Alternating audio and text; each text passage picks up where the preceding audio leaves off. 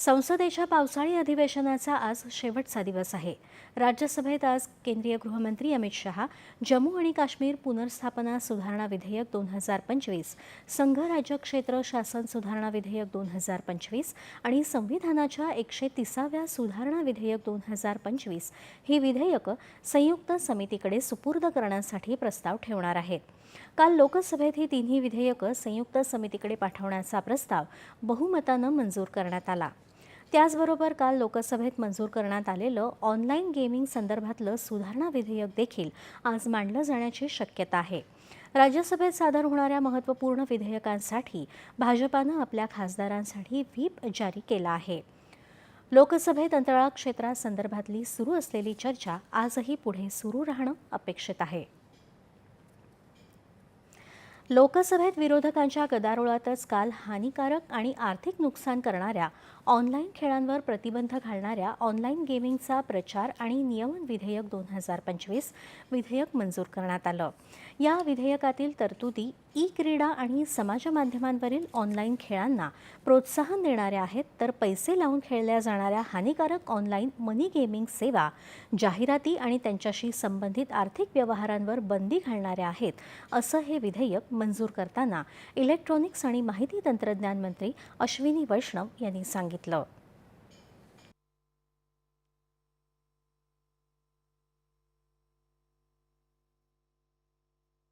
इस bill में दो भाग है।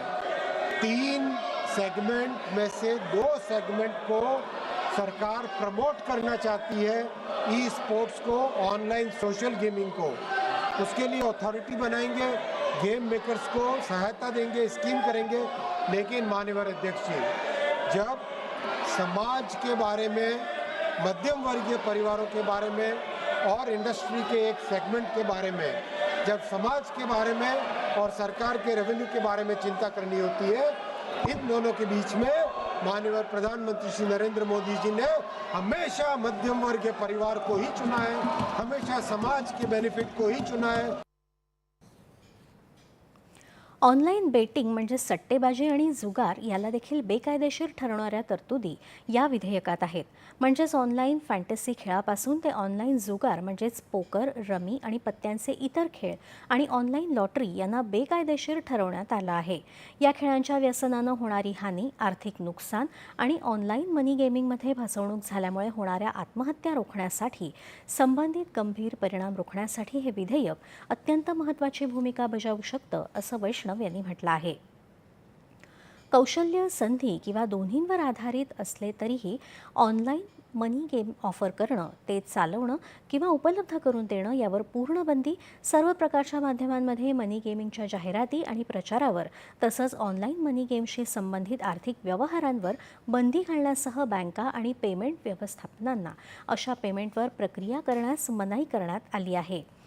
प्रमुख कलमांखाली गुन्हे दखलपात्र आणि अजामीनपात्र असतील, तसंच कारावासाची आणि दंडाची तरतूद यात आहे. दुसरीकडे भारतात स्पर्धात्मक खेळाचा प्रकार म्हणून ई खेळांना कायदेशीर मान्यता देण्यासाठी ई खेळाशी संबंधित कार्यक्रमांच्या आयोजनासाठी क्रीडा मंत्रालय मार्गदर्शक तत्त्व आणि मानकं तयार करणार आहे.